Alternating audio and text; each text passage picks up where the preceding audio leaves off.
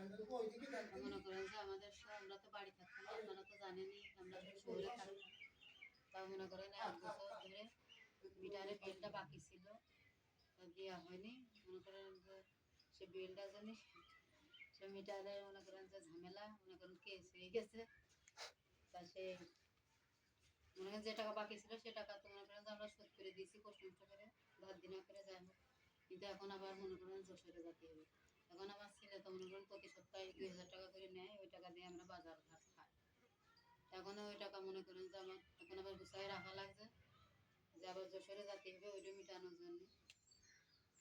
আবার মনে করেন যে অনেকগুলো টাকা মিটারের টাকাগুলো শোধ করা লেগেছে, যার জন্য একটু বাজার ঘাট খাওয়া একটু টানাটানি হয়ে যাচ্ছে। আপনারা তো দেখতেই পাচ্ছেন যে আমরা কী খাচ্ছি না খাচ্ছি, সহজে আপনাদের দেখা। তা যাই হোক